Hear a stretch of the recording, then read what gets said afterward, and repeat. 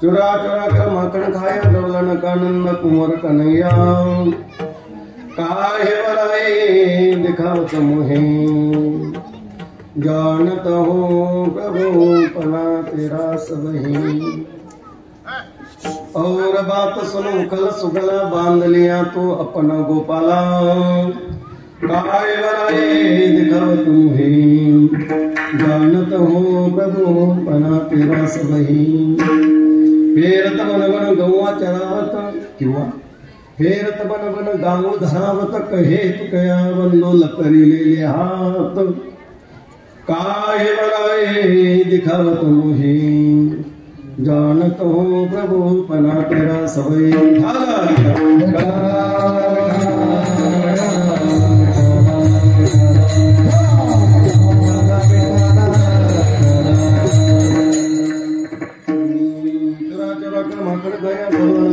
कुंवर कन्हैया काहे बराए दिखावत मोहे जानत हो प्रभु पना तेरा सबही। महायोग विदित भीमरथ वनं पुंडरीकाय दातुं मुनीन्द्रैः समागत दिष्टन्दमं परमं मलिंगं महे पाण्डुरं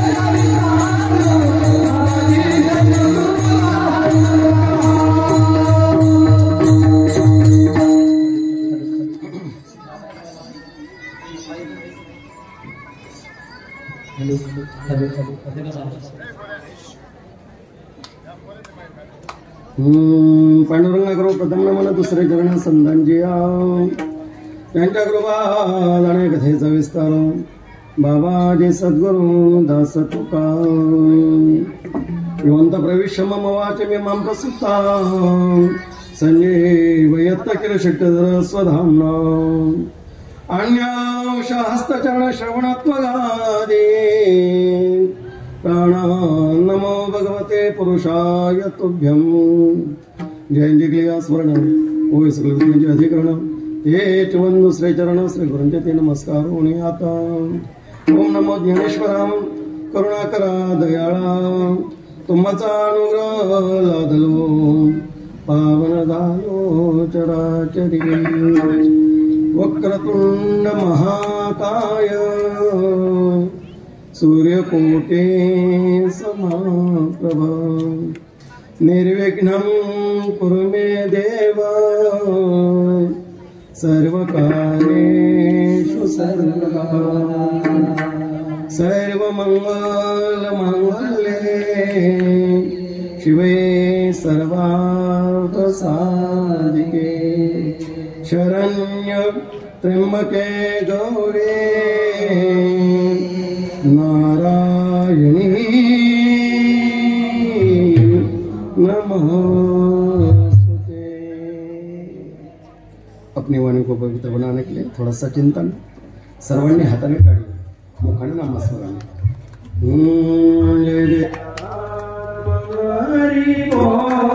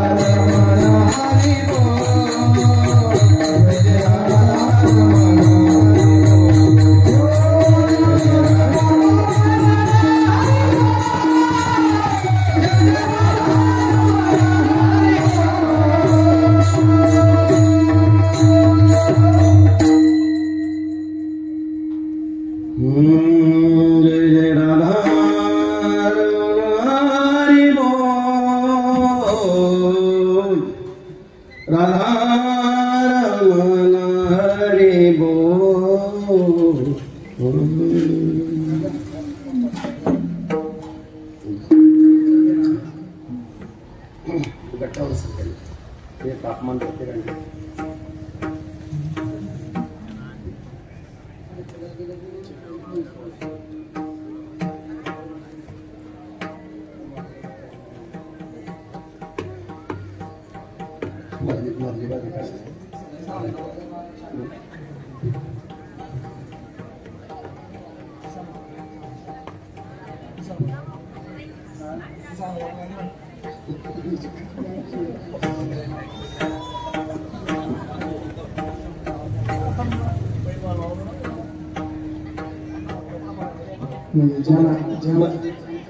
मधली वादे काढली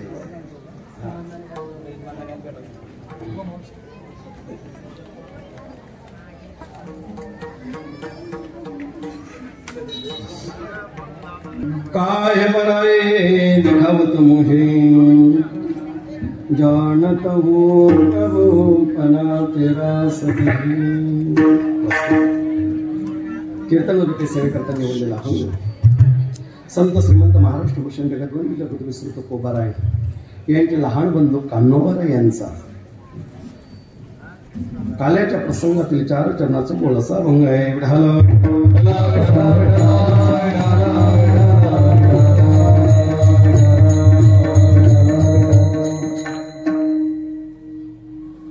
अभंगावर बोलण्यापूर्वी थोडा परिहार द्यायचा तो म्हणजे असा की हे कीर्तन किम निमित्त किम प्रयोजनम किम कारणम. तर जवळजवळ सर्वांना ज्ञातच आहे, माहितीच आहे, तरी 2 मिनिटात सांगतो. थोड्या मोठ्यांच्या पदस्पर्शाने पावन आणि पुनीत झालेल्या आपल्या खोरदड नगरीमध्ये भगवंताच्या कृपेने साधू संतांच्या आशीर्वादाने सर्व ग्रामस्थांच्या मदतीने कार्यकर्त्यांच्या अथक परिश्रमाने महाराज मंडळीच्या उपस्थितीने चालत आलेला आपला अखंड हरिनाम कीर्तन सप्ताह वर्ष 25वे हे रौप्य महोत्सवाचं आपलं वर्ष. आणि या रौप्य महोत्सवातला आजचा शेवटचा दिवस म्हणजे आज तसं काल्याचा दिवस, पगाराचा दिवस, सांगतेचं कीर्तन.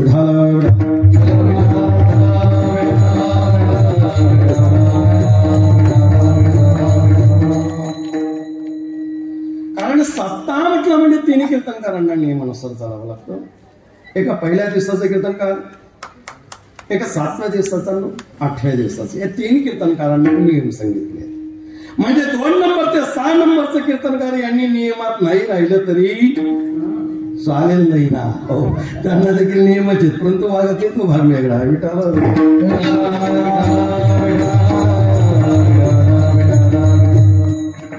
नियम बाह्य कीर्तनच नको. पहिल्या वर्षी नामपठणातीला भैरव घ्यावा. येणं प्रकाराने समाजाच्या अंतकरणाला नामस्मरणाची गोडी कशी लागेल याचा पहिल्या दिवसाच्या कीर्तनकाराने विचार करावा.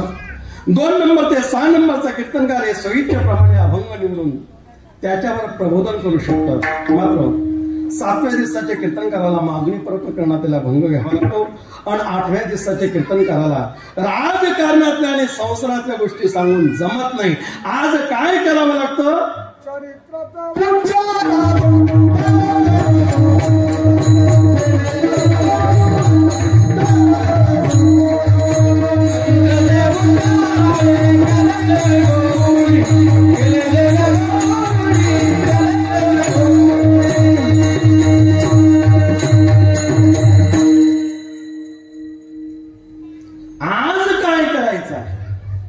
तोंडातून शब्द निघत नाही तोपर्यंत आमच्या प्रमसनी लहान दुसरे हरिभक्त संदीप महाराजांनी प्रमाण दिलं.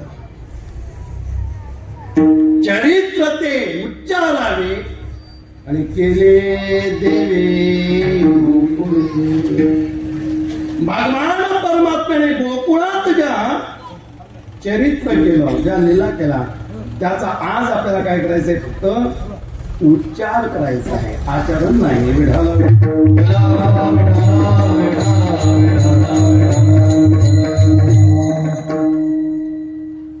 त्यातल्या त्यात सांगायचं राहिलं, आपल्या या कार्यक्रमाला आज ज्यांची उपस्थिती लावली ते म्हणजे आमचे परमस्नेही लहान गुरु श्री हरिभक्तपैंड, आपल्याच पंचक्रोशीतील विकास महाराज मोरगळकर, तेही या ठिकाणी उपस्थित झालेले आहेत. आपल्या सर्वांच्या समेत जरी आपलं थोडं कीर्तन उशिरा सुरू झालं असेल, परंतु काळजी करू नका. उशिरा धावणाऱ्या गाड्या वेळ भरून काढण्याची शक्यता असते. मी जास्त लांबवणार नाही, तसं लवकर सोडणार नाही. विढाला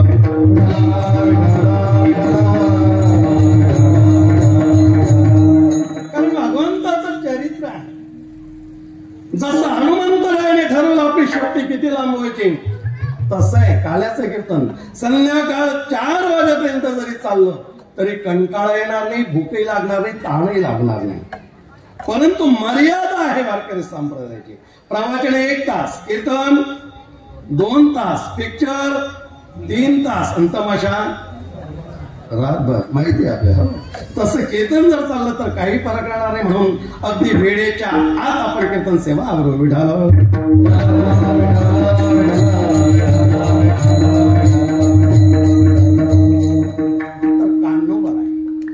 या अभंगातून भगवंताविषयी एक ज्ञान अधिकारातले गवळणीचं काय मत आहे ते याच्यातून प्रकट करत असतात. तसं जर आपण जर बघितलं तर जीवाचं चरित्र आहे, संतांचं चरित्र आहे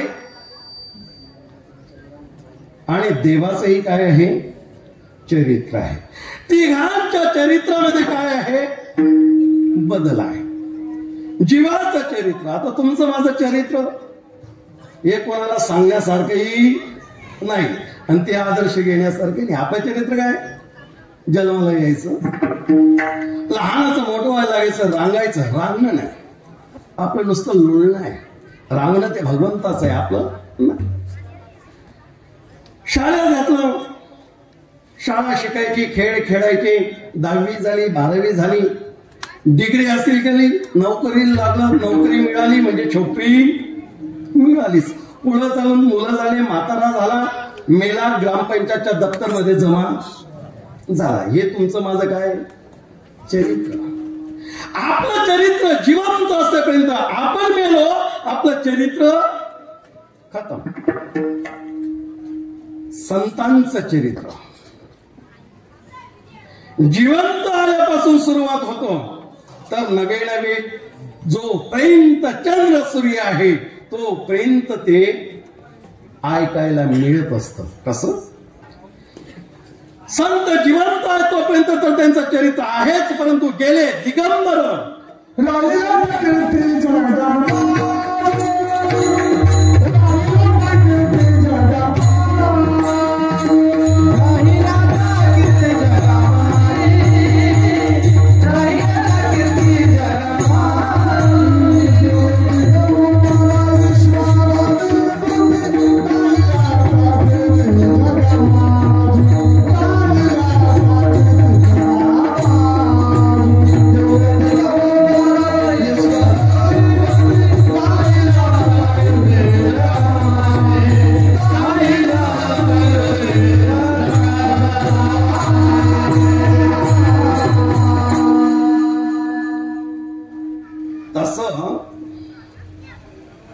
राहील त्या कीर्ती जगा माझी.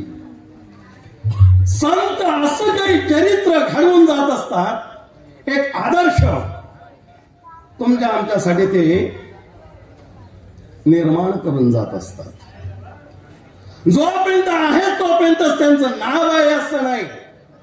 ते जरी गेले तरी त्यांचे काय आहे, कीर्ती. मी तर सांगतो, जोपर्यंत चंद्र सूर्य आहे तोपर्यंत संतांचं नाव आहे असं नाही. अरे जोपर्यंत संतांचं नाव आहे तोपर्यंत चंद्र सूर्य आहे. हे सर्वात मोठी क्रांती आहे संतांचं, त्यांचंही चरित्र आणि का देवाचं चरित्र. देवाचं चरित्र सुरुवात कधी, संतांचं प्रमाण आहे. देवाच्या चरित्राला सुरुवात आहे बाल्यावस्थेपासून. परंतु बाल्यावस्थेपासून म्हणण्यापेक्षा हे जसे चरित्र केले नारायण, तिथून सुरुवात कुठपर्यंत,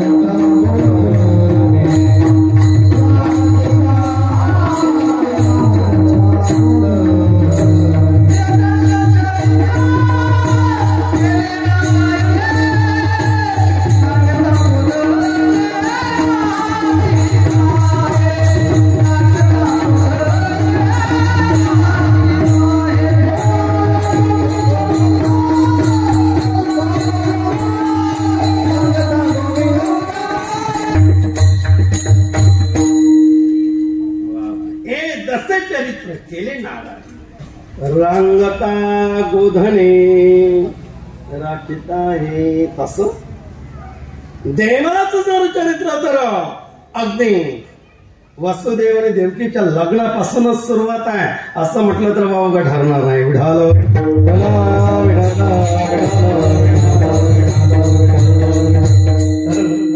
ज्यावेळेस कंसाने ठरवलं आपला मित्र वसुदेव आणि वसुदेवाला आपली बहीण हे देवकी आपण देऊ आपल्या कंसाने पार पाडला. आणि थाटामाटात लग्न पार पडलं आहे चौकामध्ये वरात आणि वरात. आणि एवढ्यात आकाशवाणी झाली, राजन कंसा, अरे जिची वरात एवढ्या धाक मत करतोय, पण तू लक्षात ठेव, हिच्यापासून होणारा आठवा तुला मारल्याशिवाय राहणार. आकाशाची वाणी सांगत असे, कंसा माने हा भरवसा बोलण्याचा. अरे माझ्या वाणीवर विश्वास ठेव, हिच्यापासून होणारा आठवा तुला मारल्याशिवाय राहणार नाही. मग त्याने काय केलं, घेऊन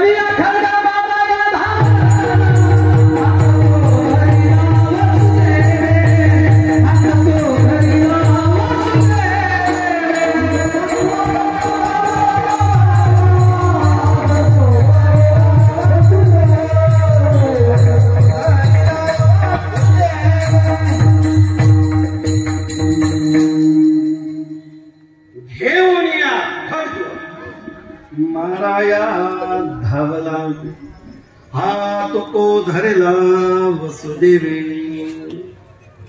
ज्यावेळेस आकाशाची वाणी ऐकली, ऐकून मानसिक क्रोधावला, राग आला. अरे जिच्यापासून आठवा जन्माला येणार आहे, मग हीच जिवंत राहिली नाही तर आपला शत्रू जन्माला येणार नाही. महिला काय करायचं, उडवून टाकायचं. धडापासून शिर बाजूला आणि धड बाजूला, तलवार घेऊन धावला.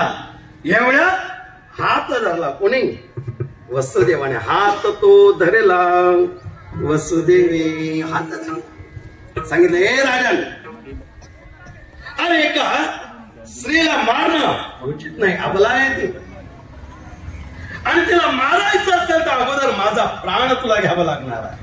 कारण आता ती तुझी बहीण आहे, माझी कोण आहे, पत्नी आहे, पत्नी. आणि माणसाला आपल्या बायकोचं रक्षण करता येत असेल तर लग्नाच्या भानगडीत पडावं, नाही तर बिलकुल त्या भानगडीत पडू नये. विठ्ठल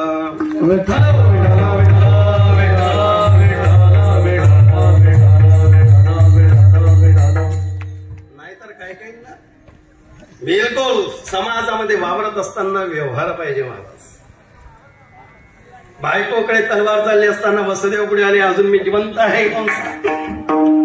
अरे मी तुझा मित्र आहे, मित्र नात्याने सांगतो, एक आपल्याला जर मारलं राजन तर तुझं नाव राहणार नाही समाजामध्ये. अरे कोणी तुझा धिक्कार करेल की एका स्त्रीवर तलवार उचलली म्हणून. म्हणले मित्र वसुदेवा, बाजूला ही माझी बहीण आहे. मी ठरवलं काय, म्हणले तुझी बहीण आहे, परंतु माझी कोण आहे, पत्नी. दोघांचा वाद सुरू झाला. हा म्हणतो माझी बहीण आहे, हा म्हणतो माझी पत्नी आहे. आता खरंच सांगा, देवकी कोणाची, देवकीवर अधिकार जास्त कोणाचा, आता कंसाचा का वसुदेवाचा? वसुदेवाचा. तुम्ही थोडं बोलत चला, कारण मी सध्या बहिरा झालेले आहे, आणि तुम्ही जर बोलले नाही तर मी पुढे सरकणार नाही. कारण दर वेळेस मला सांगावं लागतं.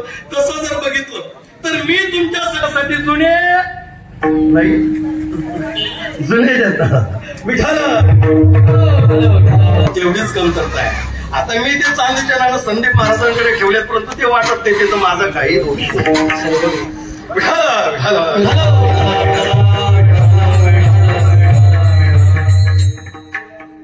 काय सांगत होतो मी, देवकीवर जास्त अधिकार आता वसुदेवाचा आहे का कंसाचा? वसुदेवाचा. कारण वसुदेव एक म्हणतो, कन्यादान झालं म्हणजे माहेरचा अधिकार संपला, तिथून अधिकार कोणाचा सुरू होतो, मुलीवर. म्हणून कधीही आई वडिलांनी मुलीच्या संसारामध्ये ढवळाढवळ कधीही करू नये. दिवसातून चालू लग्न झालेला असो अथवा 25 वर्ष झालेले असो, मुलीला वारंवार कधीही फोन करू नये. काय खाल्लं आणि झोपली का, शेतात गेली होती का, तुझी सासू काय म्हणली, त्या भानगडीत पडू नये. आपल्या मुलीचा संसार जरी व्यवस्थितपणे चालावा असं जर आई वडिलांना वाटत असेल तर पहिले फोन बंद करणं हा सर्वात मोठा उपाय आहे महाराज. फोन बंद झाला म्हणजे सासरचा आणि माहेरचा वाद हा कायमचा संपल्याशिवाय राहणार नाही. विठ्ठल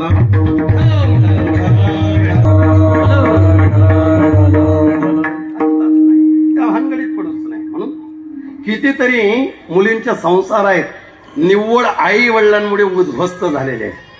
आपण आपल्या मुलीचा संसार जर आपल्यामुळे उद्ध्वस्त जर होत असेल तर असं वागून काही उपयोग नाही. म्हणून कधी आपण नील कन्येची शिकवी माता लाज धरावी लोकांत देखता वा एकांत वेगळ्या एकांत लाज सर्वात असेल. आणि एक सांगू, मुलगी एक तर नांदती भरी नाही तर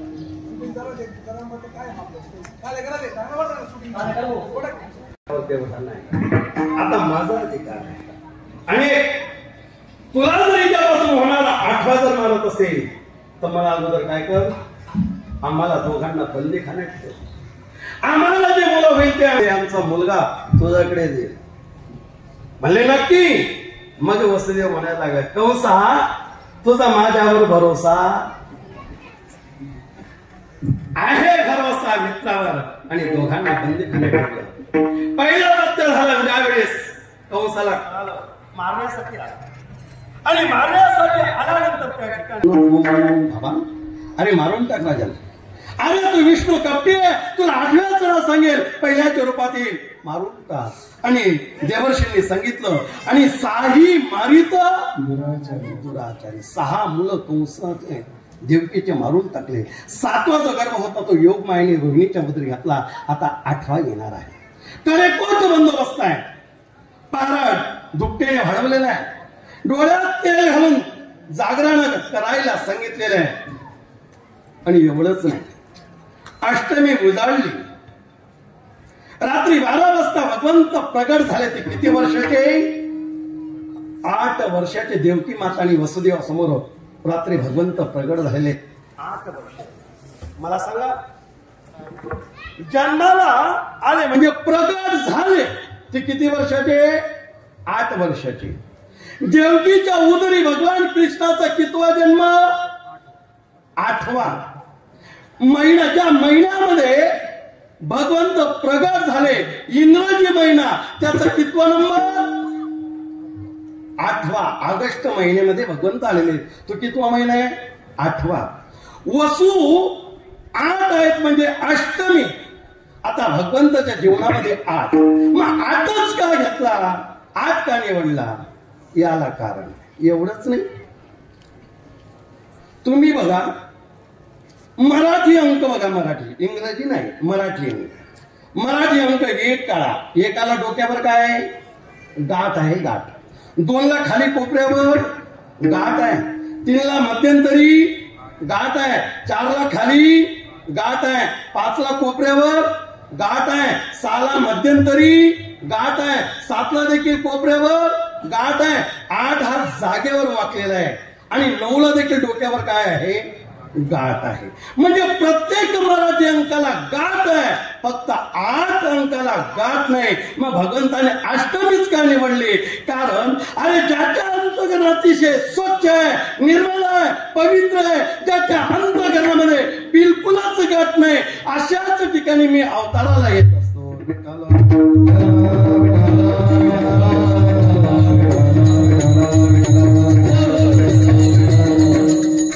वसुदेव देवकीच्या कडे 3रा जन्म हा कृष्ण. पहिला जन्म प्रश्नी गर्भे म्हणून त्या ठिकाणी अवताराला भगवंत आलेले आहेत. दुसरं कश्यप आणि आदितीच्या उदरी वामन भगवंत म्हणून अवताराला आलेले आहेत. आणि 3ऱ्या वेळेस भगवान कृष्ण वसुदेव आणि देवकीच्या पोटी कृष्ण म्हणून आलेले आहेत. विठाला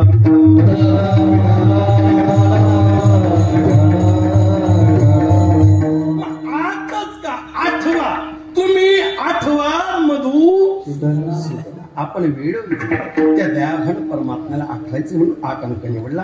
रामचंद्र प्रभूने 9 अंक. वास्तविक सम अंक हा 8 आहे. आणि गणिताच्या दृष्टीने बघितला तर 9 अंक कसा आहे? विषम आहे. विषम.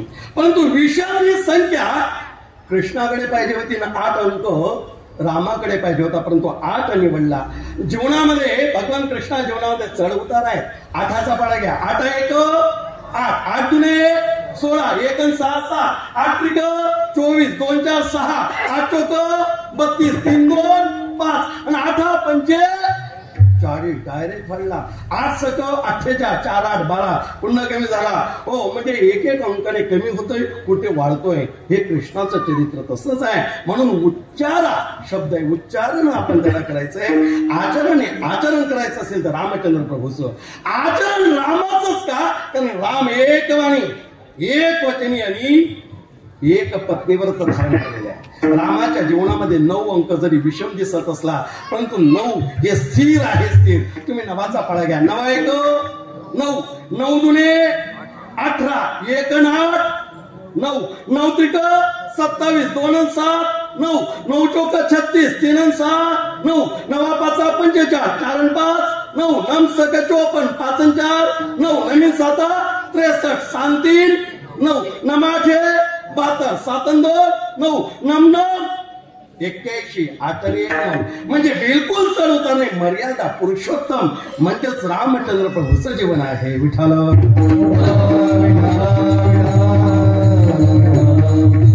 पण महिला मातांना मी विचारतो, तुम्ही खरं सांगा, तुम्हाला राम जास्त आवडतो का कृष्ण? खरं प्रामाणिकपणाने सांगा, जास्त कोणता देव आवडतो? तुम्ही बोला ना. खोडदटल्या महिला बोलत नाही का? बोलतात. दोघांपैकी कोणता देव जास्त आवडतो? कृष्ण आवडतो का राम? काही म्हणजे महाराज आम्हाला दोन्ही आवडतात. हो, दोन्ही देव आहेत पण दोन्ही एकाच देवाचे अवतार आहे. परंतु मी जसं विचारलं तसं उत्तर, जास्त राम आवडतो का कृष्ण? कोण आवडतं? राम आवडतो असं तुमचं म्हणणं आहे. परंतु मनापासून कृष्ण स्त्रियांना जास्त आवडतो रामापेक्षा. आवडतो कृष्ण. आणि आता मला सांगा, आपल्या नवऱ्याने कृष्णासारखं वागायला पाहिजे का रामासारखं? आता सर्व म्हणजे महाराज रामासारखं नवऱ्याने वागायला पाहिजे. बरोबर आहे, रामासारखं नवऱ्याने वागायला पाहिजे. आणि तुम्हाला कोणता देव आवडतो? कृष्ण. कस काय वेळ बसणार आहे आपला? विठ्ठल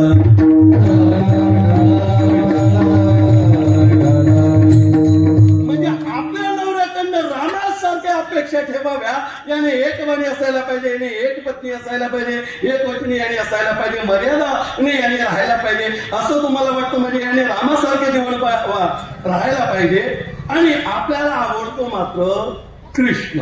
आणि तुम्हालाच नाही, अरे या कृष्णाने सर्व जगाला वेळ लावलं. कृष्णचंद्र ठाकूरजी यांचं एक वाक्य ते म्हणतात, भगवंत श्री लाला, अरे काय सौंदर्य आहे तुझं लाला, आणि एवढं सुंदर रूप आहे तुझं की तुला माणसाने सुद्धा बघितलं तर पाहावंच वाटतं. एवढं रूप कृष्णाचं सुंदर आहे. परंतु लाला, तू जर लाली असता तो हजारों के सर कट जाते. हो, काय म्हणतात? तू जर मुलगी असताना तर तुला प्राप्त करण्यासाठी एकमेकांच्या मानेवरून तलवारी चालल्या असत्या. म्हणजे तलवारी. एवढं सौंदर्य भगवान कृष्णाचं होतं. वास्तविक भगवान कृष्णाचं सावळ्या रंगाचं, रंगाला महत्व नाही महाराज. नाका डोळे सुंदर पाहिजे. हो, रंग नाही, नाहीतर रंग गोरा पण अतिशय गोर गोमते, पण तू म्हशीने पाय ठेवलेला आहे नाकावर, काही उपयोग नाही. सौंदर्य नाक पाहिजे, नाक माणसाला. हो, सहज आपण म्हणून जातो ना, त्याला काही नाक आहे का येईल म्हणून. हो, साधारण नाके डोळे सुंदर बाई. भगवंत सावळ्या रंगात होते, परंतु अतिशय सुंदर भगवंताचं रूप होतं. आणि ते पाहिल्यावर लक्ष्मी गुलूडी झाली वेडी. हो, लक्ष्मी देखील त्याच्या रूपाने वेडी झाली होती. वेडी. एवढं सौंदर्य त्या जगाच्या मालकाचं कृष्णाचं होतं. विठ्ठल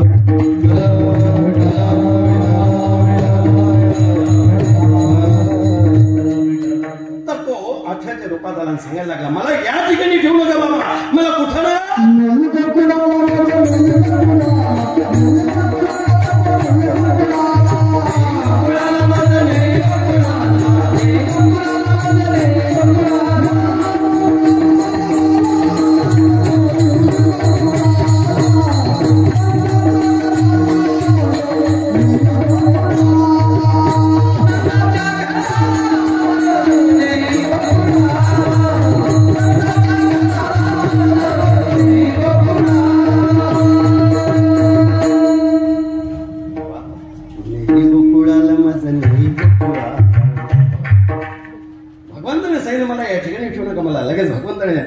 वसुदेवाने सांगितलं, देवा कधी तुम्ही लहान, म्हणजे मी लहान होतो परंतु ही जागा माझी राहण्याची योग्य नाही. छोटीशी बर्डी घेतली, त्याच्यामध्ये जसं का भगवंताला उचललं, बंधनातून मुक्त झाले. दरवाजा ते कड्या कुलप उघडले गेले, ऑटोमॅटिक बाहेर आले. झिमझिम झिमझिम असा पाऊस चालू आहे, ढग गर्जना करतायत, किडे किरकिर किरकिर करतायत. आणि अशा अवस्थेतून भगवंताला घेऊन वसुदेव चाललेले. यमुना माईच्या पात्रातून जायला लागले. यमुना माईला आनंद झाला, आज आपल्या पात्रातून जगाचा मालक चाललेला आहे, आपण दर्शन घ्यायला पाहिजे. म्हणून यमुना मातेचा पूर वाढायला लागला. गुडघ्यापर्यंत पाणी आलं, कमरेपर्यंत पाणी आलं आणि ते पाणी आता वाढत चाललेलं आहे, छातीपर्यंत आलं. आणि भगवंताने विचार केला, जर अजून आपण जरी यमुना मातेला दर्शन दिलं नाही तर आपण बिगर तिकीट हिंदी महासागर हो, डायरेक्ट शिवसागरामध्ये आपण चालले जाऊ. जिथं आपली सासरवाडी मुक्काम तिथंच होईल. वसुदेवही जाईल, आपणही जाऊ. मग यमुना मातेचा पूर वाढत चालला. आणि जसं का अजून पाणी वाढलं,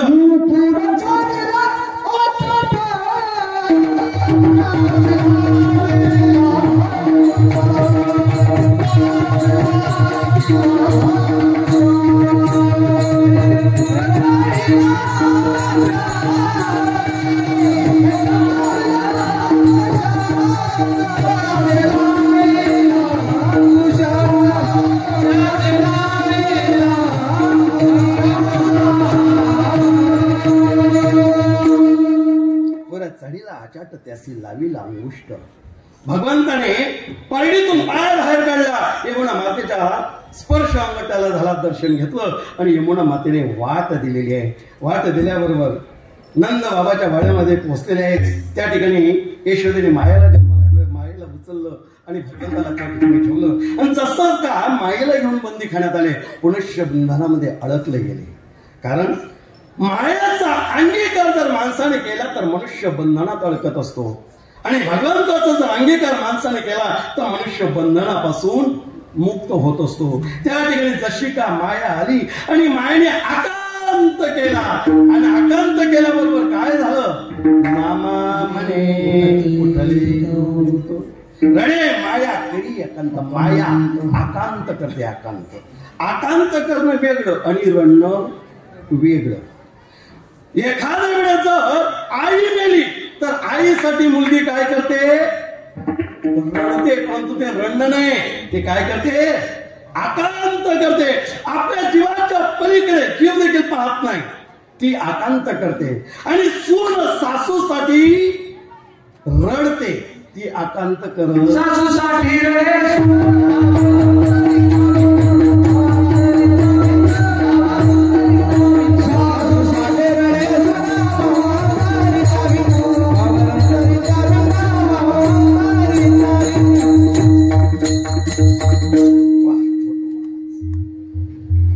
नावच छोटू पडले.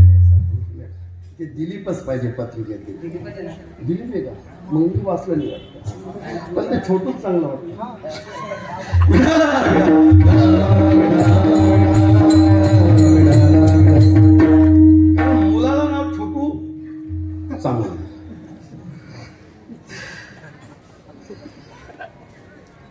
काय सांगत होतो रडे माया. हा, सासूसाठी रडे सून, भाव अंतरीचा भिन्न.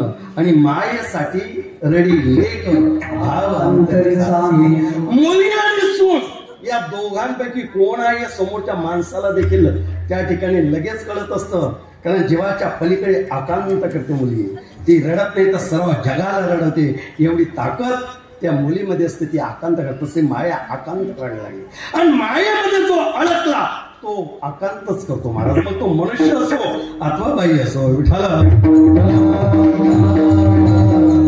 एकदा काय झालं, कन्नड घाट, 3-4 वर्षाची गोष्ट असेल. कन्नड घाटावर बस पलटी झाली. बस, आणि त्या बसमध्ये जवळजवळ 12 माणसं मेले. 12 माणसं मेले. टीव्हीला न्यूज आली. अनेक माणसाने टीव्ही ऑन केली, ती न्यूज वाचली की कन्नड घाटामध्ये 40 गावहून संभाजीनगरकडे जाणारी बस पलटी झाली आणि 12 लोक मेले. 12 लोक कोणकोणते मेले खाली नावं यायला लागले. त्याने पहिलं नाव वाचलं, दुसरं नाव वाचलं, तिसरं नाव वाचलं, चौथं नाव वाचलं आणि जसं का पाचवं नाव वाचलं लई हातातला रिमोट फेकला, टीव्ही बंद केली आणि धावला आणि समोरच्या गलीत गेला आणि आवाज दिला, पाटील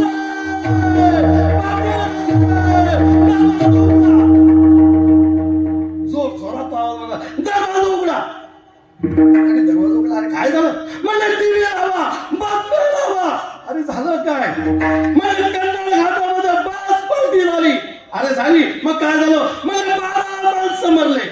अहो आखंड करू नका राम भाऊ, मरू द्या ना. मुंगी सारखे लोक झाले. हो, भारताची लोकसंख्या 135 करोडच्या पुढे गेले, पाय ठेवायला जागा राहिली नाही. मरू द्या ना. नाही पाटील, टीव्ही लावा. जोर जरा तुम्ही म्हणाल महाराज तुम्हाला काय झालं? म्हणजे मी उगीच आरोड्या मारतोय का? घटना तशी होती आणि जशी घटना असेल तसं बोलायला पाहिजे की नको? तो एकदम घाबरला आणि लावली टीव्ही आणि बातमी आली की कंडाळ घाटामध्ये चाळीसगावहून संभाजीनगरकडे जाणारी बस पलटी झाली आणि एकूण 12 लोक मरले. हो रामभाऊ, अहो काय विशेष आहे? मुंगीसारखे लोक आहेत. 135 कोटीच्या पुढं लोकसंख्या गेलेली आहे. 12 मेले काय फरक पडणार? जाऊ पाटील तुम्ही फक्त बातमी बघत राहा. म्हणजे हळू बोलायला मला ऐकूया. तुम्ही बातमी बघत राहा. पहिले नाव गेलं, दुसरं नाव गेलं, तिसरं नाव गेलं, चौथं नाव गेलं, 5वं नाव बघितलं आणि मग त्याने छाती टोकायला सुरुवात केली. रामभाऊ हा माझा जावई होता ना, आणि रडायला लागला, मोठमोठ्याने रडायला लागला. आता तो रडतोय. मग रामभाऊ म्हणतोय जाऊ द्या ना पाटील, हो मुंगी सारखे लोक झाले. हो 135 कोटीच्या पुढे लोकसंख्या गेली, पाय ठेवायला जागा नाही. पाटील रडायला लागले. रामभाऊ हा माझा जवाई आहे. म्हणजे आता ज्यावेळेस रामभाऊ सांगत होता त्यावेळेस हा पाटील म्हणायचा की जाऊ द्या मुंगी सारखे लोक झालेत, हो पाय ठेवायला जागा नाही, गेले तर गेले, काय फरक पडला ना. आता रडतोय. आता का रडतोय? हा माझा जावई आहे. म्हणजे ज्या वेळेस स्वतःच जातं त्यावेळेस मनुष्य आकांत करत असतो. विठाल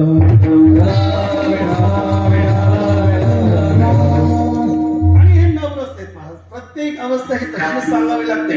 जसा प्रसंग असेल तसा माणसाने बोलावं.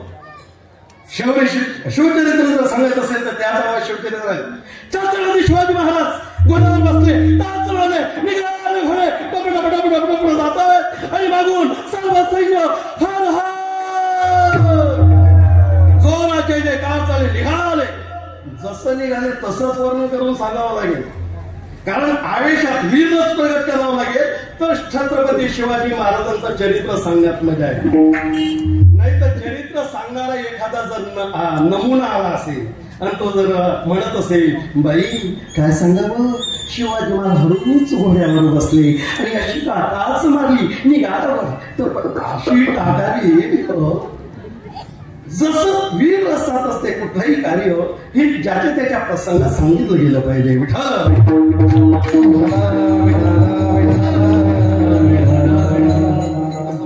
करायला लागले आणि त्या ठिकाणी कळालं आणि कंसाला समजलं की मुलगी झालेली आला बंदी घेण्यात. म्हणजे मुलगा असो मुलगी जिवंत ठेवत नाही, पाय धरले घराघर ठेवून दगडा आपटणार. एवढ्यात माया निसटणे आवाज दिला, ए कंसा मी काय म्हणतो, तुला मारणारा माझ्या आधी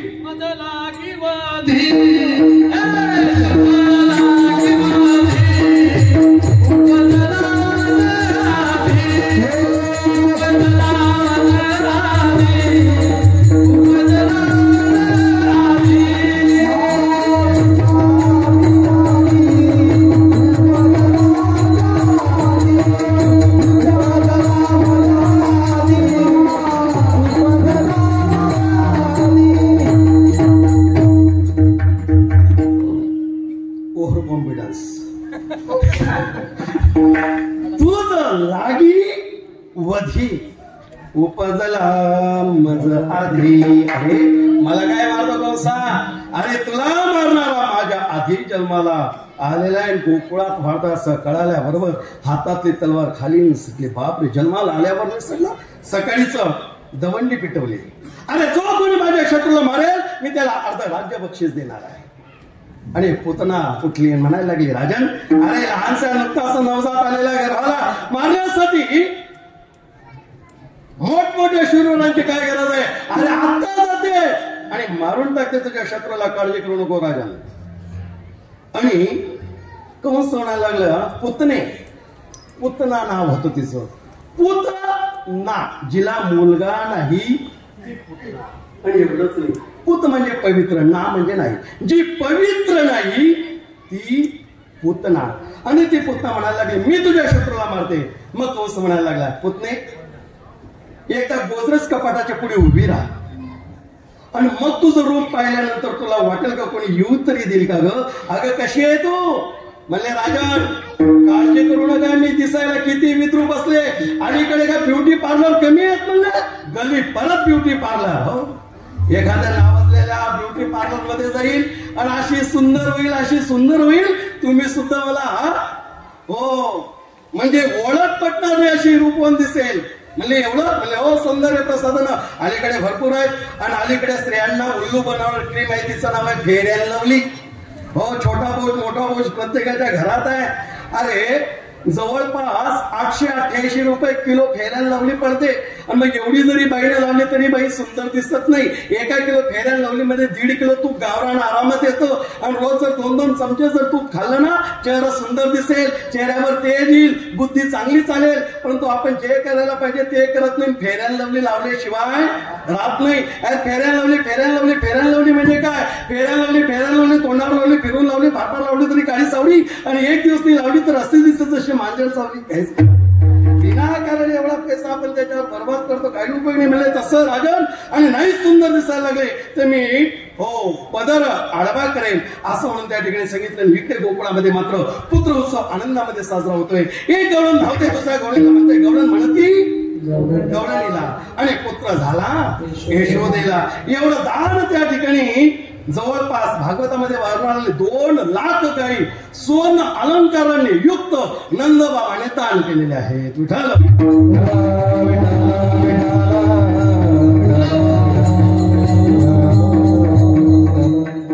प्रकारचं दान, कारण म्हातारपणामध्ये मुलगा नंदबाबाला झालेला होता आणि जगाचा मालक प्रागट्य उत्सव का होणार नाही. आणि इकडे ती पुतना आलेली आहे आणि नंदबाबाच्या वाड्यावर गेली. तिचं वर्णन नामदेवरांनी फार सुंदर केलेले. ती कशी होती? नामा म्हणे आली नंदाची या घरा, स्वरूप सुंदर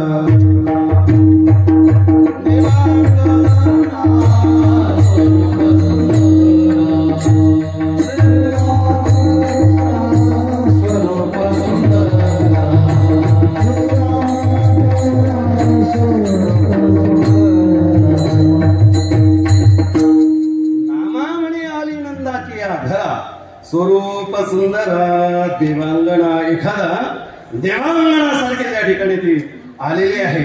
आणि आवाज यशोदा अगं कुठे? त्यावेळेस बाई म्हणजे कोण? मी नाही ओळखलं. अगं मी तुझी बहीण आहे. म्हणजे मला बहीणच नाही. अगं मला माहिती आहे तुला बहीण नाही. अगं मी तुझी जिजबी नाही. म्हणजे मी विठेवाडी साखर कारखाना ऊस तोडायला गेली, तुला मुलगा झाला मला साधं तू कळवलं सुद्धा नाही. अगं किती लोक धावले निघतो तू. मला सांग कुठे लाला? मला माहिती आहे तुला लाला झाला, सांग. म्हणले बाई आत्ताच मी त्याला आंघोळ घातलेली आहे. आणि तुम्ही बघा, ज्या मुलाला आंघोळ घातली तो मुलगा खेळतो का डायरेक्ट झोपतो? डायरेक्ट झोपून जातो. मग तो आंघोळ केल्यावरच झोपतो का? वा अनुभव आहे छोटू महाराज.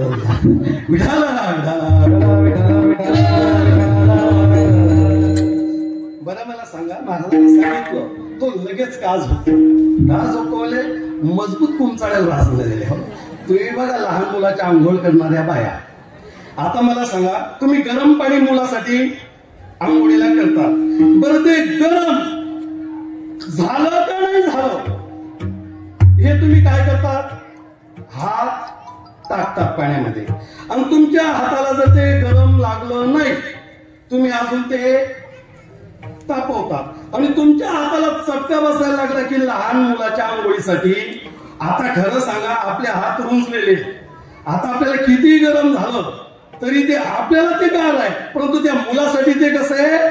अतिशय कडक आहे, ते गरम नाही ते कडक आहे. आणि तुम्ही 2-4 वर्षाच्या मुलाला आणि असं रगडता, हा पाय उचल त्याच्या डोक्याला लाव, तिकडून उचल, हात इकडून तिकडे तिकडून तिकडे, एक एक नळ ढिली होऊन जाते त्याची. खरं सांगा, तो खेळेल का?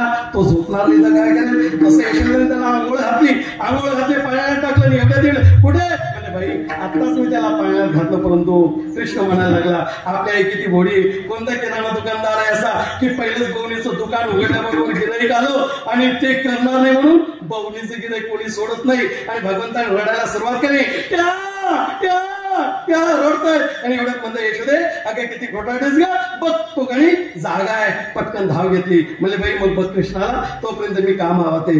आणि इकडे तिकडे बघितलं आणि कोपऱ्यात बसलेला आठवलं आपल्याला याला मारायचंय. आदरावडा केला, विषाचं लेपन स्तनाला दिलेलं नव्हतं, विष लावलेलं स्तन आता कृष्णाच्या बोकात घातला. भगवंताने डोळे बंद केले. मग डोळे का बंद केले याच्या शास्त्रामध्ये अनेक कारण सांगितले गेलेले आहेत. तर त्यापैकी भगवंताने डोळे बंद केले. आता ही आपली मावशी बनवून आलेली आहे, मग हिला मोक्ष तरी कोणता द्यायचा? भगवंताने डोळे बंद केलेले. अरे माझं आत्ताशी दूध पिण्याचं वय आणि डायरेक्ट मला विष पाजायला आली, मग विष प्यायचं काम हे भोलेनाथाचं आहे. म्हणून भगवंताने डोळे बंद केले आणि भोलेनाथाला आमंत्रित केलं. अशा प्रकारे भगवंताने दूध माझ्या पंचप्राण व्हायला लागले. मग हिला कळालं हे सामान्य नाही. हे कृष्णा मुंच मला सोड सोड सोड. मला म्हणायला लागला, मावशी मी येतो बोलले धरत नाही आणि धरलं तर सोडत नाही. ती जो वध भगवंताने बालपणीच करून टाकला. नुसतं तिचा नाही, कागा वगैरे खा मारिले बाळपणी, अवघे दैत्य खाणे मोडले,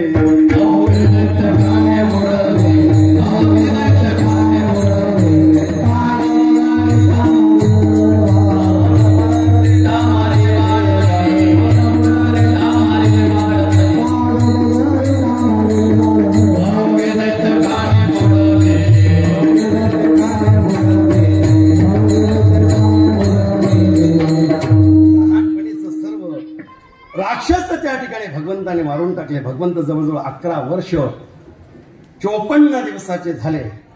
इकडे कंसाने नारदाने कंसाला सांगितलं होतं, राजन अरे तुझा शत्रू दिवसेंदिवस मोठा होत चाललेला आहे, मग त्याला मारायला पाहिजे.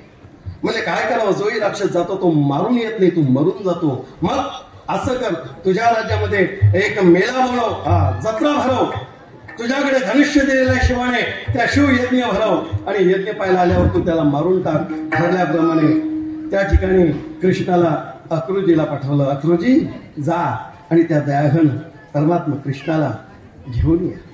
त्यावेळेस अक्रूजी गेल्यानंतर खूप शोक त्या ठिकाणी झालेला आहे. तो आपल्याला तेवढा टाइम नाही म्हणून थांबतो. तिथून कसं तरी घेऊन आले. यमुना बागमध्ये नंदबाबा पहिलेच विराजमान होते.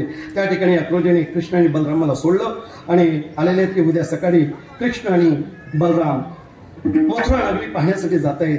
कोल्यापिंड नावाचं हत्तीला मारलं, धनुष्य तोडलं, चाणूर मुष्टिकनं मारलं आणि कंसाचा वध केला. उग्रसेनाला बंदीखान्यातून सोडवलं, आई वडिलांना बंदीखान्यातून सोडवलं. आणि इकडे हे गोपाळ मात्र सारखे वाट पाहत होते बाकीचे. कारण यशोदा मात्र सांगितलं मला फक्त 2 दिवसाची परवानगी द्या, 2 दिवसात मी येतो. परंतु नंद बाबा वगैरे मग आई वडिलांना सांगितलं भगवान कृष्णाने, आई बाबा मी तुमची सेवा करायला पाहिजे होतो, परंतु 11 वर्ष 55 दिवसाचा मी झालेले, परंतु तुमची सेवा मला करता आली नाही. म्हणले कृष्णा अरे तू 35 वर्षापासून मथुरा नगरीमध्ये कोणी असलेलं नव्हतं. आज तू त्या कंसाला मारलं आणि सर्व जगाच्या चेहऱ्यावर हसू आहे ना, बस आम्हाला दुसरं काय पाहिजे. अरे मुलाचं नाव जर निघालं तर आई वडिलांना आनंद वाटत असतो. अरे मुलाच्या हितासाठी तर आई वडील जिवंत आहेत. आमची सेवा हीच सर्वात मोठी सेवा आहे, अजून दुसरं काय पाहिजे. एवढ्या मधुमंगलाला म्हणले कृष्णा चल आपल्याला जायचंय.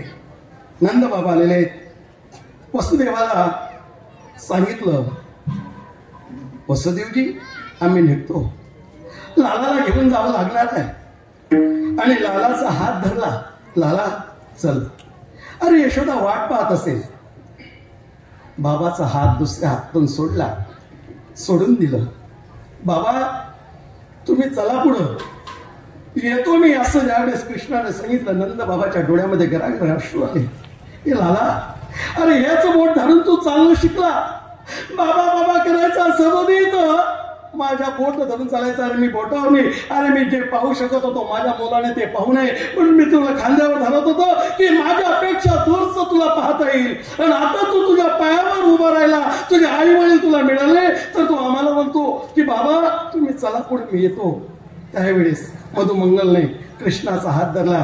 कृष्णा अरे चल चल आपल्याला जायला पाहिजे. अरे यशोदा माता रडत असेल रे, 2 दिवसापासून बोली केलेली होती, आता 3रा दिवस उजाडलेला, चल लवकर. परंतु मधुमंगलचा हातही झटकून दिला. लाला आमचं काही चुकलं असेल तर माफ कर बाबा, परंतु असलं नको रे वागू. एवढं रडले गोपाल त्या ठिकाणी. परंतु भगवंतांनी सांगितलं मी नंतर येईल. आणि इकडे संदीपणी ऋषींच्या आश्रमामध्ये पाठवलं. ते विद्याभ्यास करून वगैरे आला आणि गोकुळमध्ये वार्ता पसरली की आपला बालपणीचा सखा आता सखा राहिला नाही, तो कोण झालेला आहे.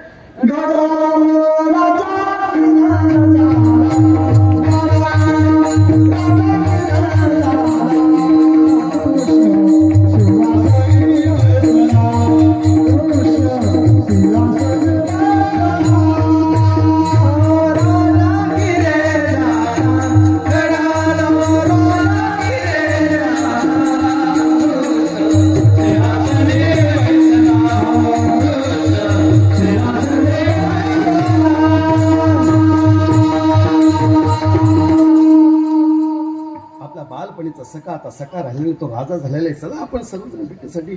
आणि जसं का भगवान कृष्ण मिलन आणि एके ठिकाणी प्रवचन ठेवलं, त्या प्रवचनामध्ये आणि मग भगवंत लहानपणाच्या गोष्टी सांगायला लागले आणि गोपिकांना पतिव्रता स्त्रीचा धर्मबद्दल सांगायला लागले की गोपिकांनो पतिव्रता स्त्रीमध्ये फार ताकद आहे. सूर्याला देखील जागेवर थांबवण्याची ताकद म्हणजे पतिव्रता स्त्रीमध्ये आहे. तू का म्हणे पतिव्रता आणि तिची साक्षात देवावर सत्ता म्हणजे पतिव्रता स्त्रीची असते. परंतु मी लहानपणी बासरी वाजायचो तर बासरीचा ध्वन ऐकल्याबरोबर तुम्ही यमुना माईच्या पात्रात यायचा हे उचित नाही. नको त्या ठिकाणी पतिव्रता धर्माबद्दल बोलायला लागल्यानंतर एक गोपिका म्हणायला लागली कृष्णा अरे आम्हाला नको सांगू, आम्ही त्या धर्मामध्ये जीवन जगलेले आहेत, आम्हाला माहिती नेमका पती धर्माचा काय फायदा आहे काय नाही, आम्ही ते भोगलेले आहेत. परंतु लाला अरे तुला आम्ही प्रवचनाला बसवलं होतं कशासाठी, अरे तुझे गुणानं, परंतु तू मोठा झाला राजा झाला आणि आम्हाला उपदेश करायला लागला. अरे तू लहानपणी काय काय करत होता अभंगाच्या प्रथम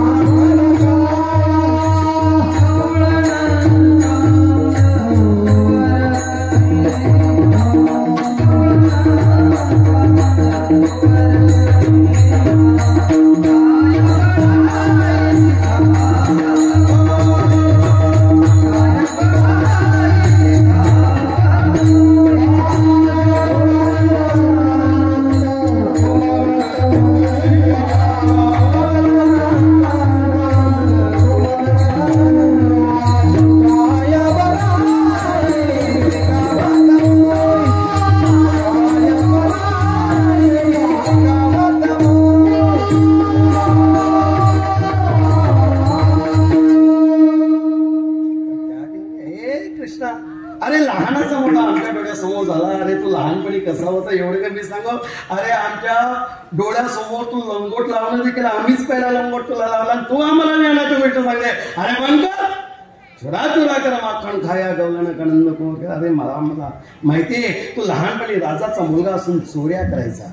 आणि एक सांगू चोरीय कर्म भगवान कृष्णाच्या चोऱ्यांचं गुण अनुवाद कायम स्वरूपी ऐकावे. चोऱ्या ऐकल्यानंतर काय होतं, आपण जर एखादी मोठी चोरी केली की त्या चोरीतून मनुष्य मुक्त होत असतो. किती सोपा उपाय आहे दादा. वर्षभर चोऱ्या करायच्या आणि एकदा फक्त काढायचं कीर्तन म्हणजे चोरीतून म्हणजे उद्यापासून चोऱ्या करायला हरकत.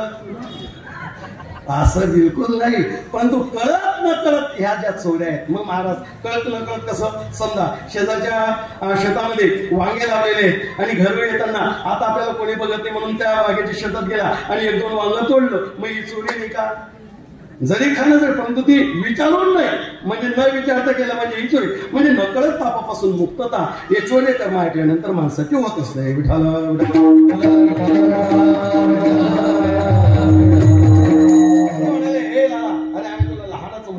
आज सर्वांनी पाहिले ना, आम्हाला काही ज्ञानाची गोष्ट सांगायला लागल्या. अरे बनकर, आम्हाला माहितीये. अरे तू कोण आहे? काय वेळ दिखावत मोही जानत हो कहो कना तेरा हे लाला.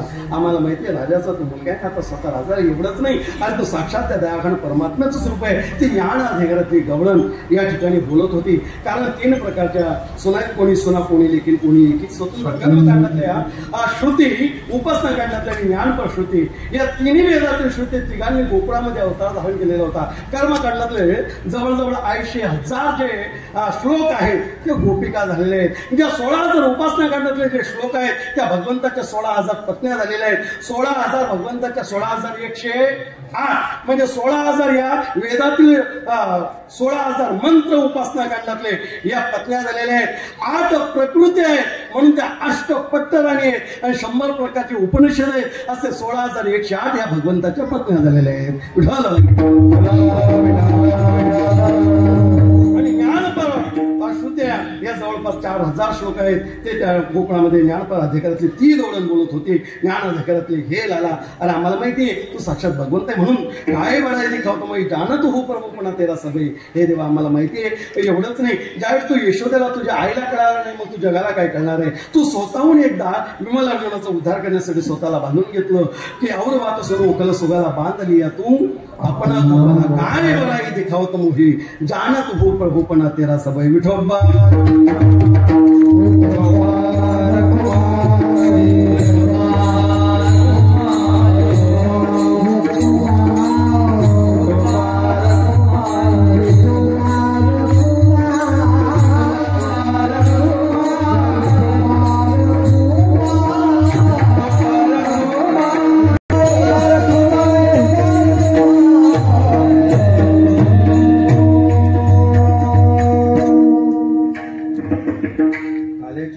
भरपूर बोलण्यासारखं असतं, परंतु आपल्याला पुढेही बहुत परंतु असो. तर या ठिकाणी भगवंत लहानाचे मोठे गोकुळामध्ये होत आहेत. भगवंत चोऱ्या करायला लागले आणि त्या ठिकाणी चोरी करत असताना सर्व गोपाळांना सांगितलं, अरे गोपाळांनो, म्हणजे आपल्याला चोरी करायची वेळ आली, म्हणजे कारण नाही त्याला, या आपल्याला देतच नाही. सर्व मथुरेला जात होते. मग भगवंत रस्ता अडवायचे. रस्ता अडवणं भगवंताने सुरू केलं. आणि हे कीर्तनकारांपेक्षा भगवंत कसं रस्ता अडवायचे हे तमाशावाले मस्त सांगतात. कारण त्या तमाणी असतात, तो कृष्ण बनलेला असतो आणि त्या गवळणींमध्ये एक मावशीबाई असते, तो सुद्धा काय असतो? माणूसच असतो. आणि हा प्रसंग जास्त कोण चांगलं सांगतो? संदीप महाराज. एक सामान्य गवळण म्हणायला लागली, अगं बाई हा येतो ना, बरं एकटा येते, सर्व स्वप्नाचं स्वप्न साफ करून टाकतो म्हणले.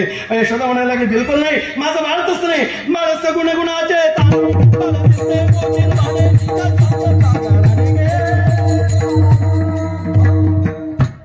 गोकुलच्या नावे गाराने सांगू नका, माझं बाळ तसं नाही. माझं बाळ आताशी 5 वर्ष. अगं तुम्हीच लोण्याचा उघडा खाऊन घेतात, माझ्या बाळावर येतात. मी बोलून लागले, म्हणजे यशोदे तुला खरं वाटत नाही का गं? अगं जसं दिसतं तसं नसतो. मग एक म्हणाला, ए कृष्णा, सामान्याच्या घरी काय जातो रे? माझ्या घरी ये, मग पाहते तुला. हा म्हणायला लागला, हमारी बिल्ली और हमसे मिया. माझ्या घरी येऊन मला चालले आजीच्या पेंद्या घरे मलीचा घर नंबर लिहून. आणि ही बाई त्या ठिकाणी गेली आणि सुनबाई यांची घरामध्ये होती. ही बाई जाते तोपर्यंत कृष्णजीच्या घरी हजर एक सुनबाई होते, शिंके लागलेले होते. त्याने सर्व शिंके फोडले, त्या हा दुधाचा चिखल केला आणि मस्त त्या सुनेच्या गालाला दही लावून दिलं आणि स्वतः त्या ठिकाणी नाचायला लागला. मग ती सुनबाई म्हणायला लागली, ए कृष्णा, अरे तू असं कसं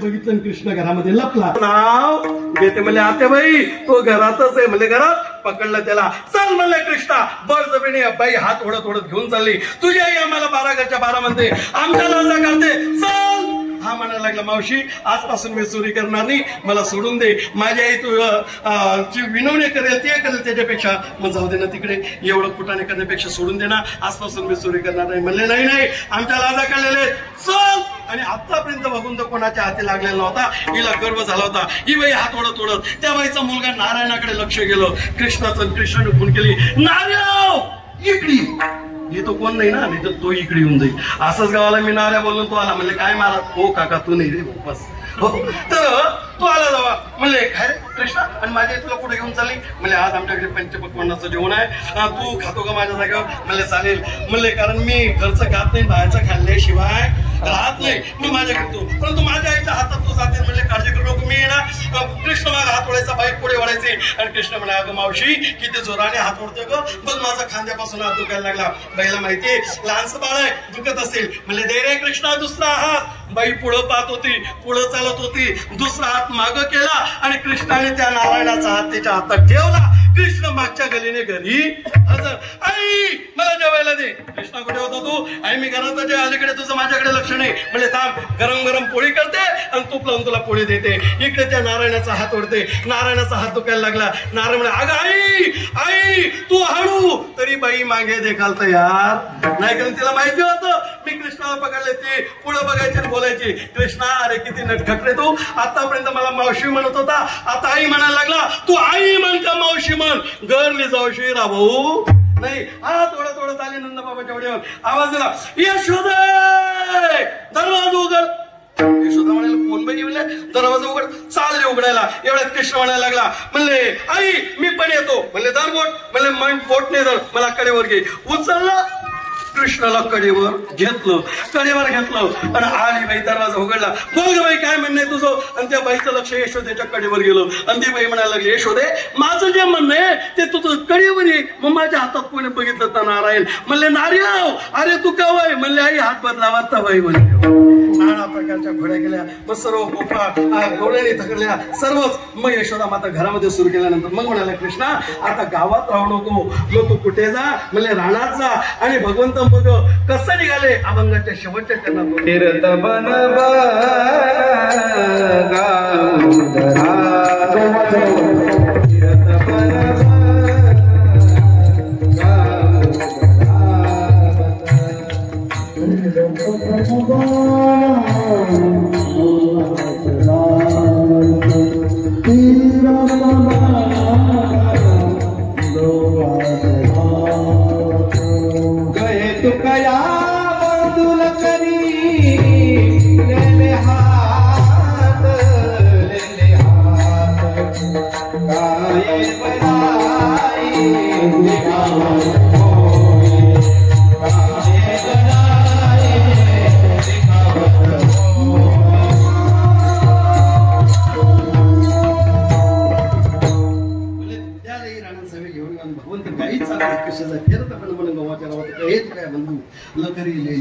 हात आहे बरा दिखाव गानात हो प्रभूपणा. भगवंत काही चालत असताना नाना प्रकारचे खेळ हुतुतू चेंडू लगोरी नाना परी नाना प्रकारचे खेळ. हुतुतू म्हणजे अलीकडे कबड्डी. कबड्डी आपण म्हणतो दम घेतो. हो कबड्डी कबड्डी कबड्डी दिवसभर म्हटलं तरी दम जाणार नाही. आणखी आपण दुसरं म्हणतो बेल पण मारू.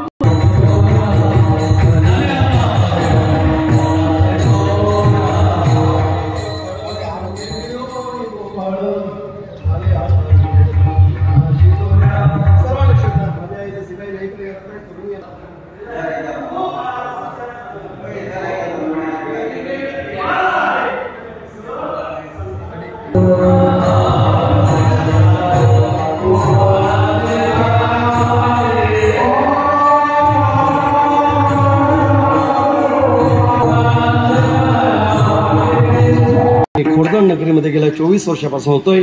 या रौप्य महोत्सवातला हा काला आज आपल्याला या ठिकाणी सेवन करायला मिळणार आहे. कारण भागवतामध्ये सुंदर वर्णन करायचं गेलं.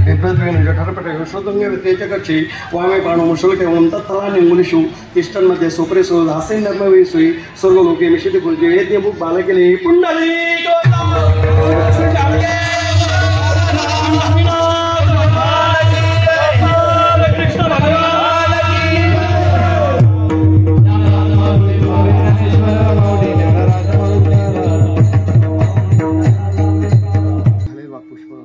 तर भाविकांची चरणी आपण करतो या ठिकाणी सभेला पुन्हा तरी विनंती करते आदित्य सर ते करून घ्यावी विनंती काय त्या प्रसादे काही बोलले विनोदी मज क्षमा करे संधी ना तरी बालक बोबडा बोलका वापडा विसुका पावे तेच होच पण मावली जीवी एक तुमच्या प्रेमिक लहान मुलासारखं आहे माझ्या तोंडातून काही बेरोड शब्द निघाले असतील ते बुद्धीचे दोष आहेत जे योगिक असतील त्यांच्या पूर्वजांचं खरोखरच आपल्या या पावन पुण्यभूमी खोरगड नगरीमध्ये गेल्या 24 वर्षापासून हे 25वे वर्ष आपल्या सर्वांच्या एकत्रीकरणाने आपण सर्वजण एकत्रित आलात सर्वांचा सल्ला कार्यकर्त्यांनी जसं सांगितलं तसं आपण सर्वांनी ऐकलं म्हणून हा एवढा मोठा महोत्सव एवढे मोठमोठे कीर्तनकार आपल्या गावी आलेले आहेत खरोखरच एक रौप्य महोत्सव हा खऱ्या अर्थाने रामरायातल्या या उत्सवातला आपणच साजरा केलेला आहे आता काही चर्चा म्हणले महाराज मग दरवर्षी आता एवढेच मोठमोठे कीर्तनकार येतील का तर एवढे मोठमोठे दरवर्षी नाही येणार आता एवढे मोठे कीर्तनकार फक्त सुवर्ण महोत्सवात येतील म्हणजे ते आपलं 50वं वर्ष राहणार आहे तर येणारं म्हणजे जे आता 26 वर्ष म्हणजे तिसऱ्या तपाकडे आपली वाटचाल राहणार आहे तर आता पुढील वर्षासाठी जसं आपण दरवर्षी कीर्तनकार हे वाटून घेत असतो आपण संत भोजन वाटून घेत असतो सर्वच चहा पाण्याची व्यवस्था वगैरे आपण सर्व हे जसं वाटून घेत असतो तसं आता तोही कार्यक्रम आपल्याला आणि सर्व आपण तो कार्यक्रम राबवायचा आणि त्याचप्रमाणे खरोखरच गेल्या 7 दिवसापासून आजचा हा 8वा दिवस आहे आज 8व्या दिवस या ठिकाणी आमच्या श्री हरिभक्तराईन बाबुराव नाळेले ज्यांचं या ठिकाणी YouTube चॅनल आहे खानदेश भक्ती मार्ग हे चॅनलला आपण प्रत्येकाने लाईक करा आणि सबस्क्राईब करा हो 7 दिवसाचे सर्वच कीर्तन आणि 8वं एक आल्याचं आता ते तर सर्वांना लाईव्ह दिसत असेल आणि एवढंच नाही हे कधीही आपल्याला पाहता यावं आपल्या गावातला उत्सव हा कसा आहे हे जर पाहायचं असेल तर खानदेश भक्ती मार्ग या चॅनलला सबस्क्राईब करा आणि बेल आयकॉन बेलचं बटन नक्की दाबा म्हणजे येणारे अजून कीर्तनाचं नोटिफिकेशन हे आपल्याला कळत राहील सबस्क्राईब केल्यानंतर आपल्याला या चॅनलवरचे संपूर्ण कीर्तन कायम स्वरूपी ऐकायला मिळतील अतिशय गाजलेला कार्यक्रम आहे मोठमोठे कीर्तन या चॅनलला घेत असतात मग घरच्या घरी सुविधा प्राप्त करण्यासाठी आपण नक्कीच खानदेश भक्ती मार्ग या चॅनलला लाईक करायचं आहे सबस्क्राईब करायचंय आणि बेल आयकॉन नक्की दाबायचं आहे तर आता बघा तुम्ही बसून घ्या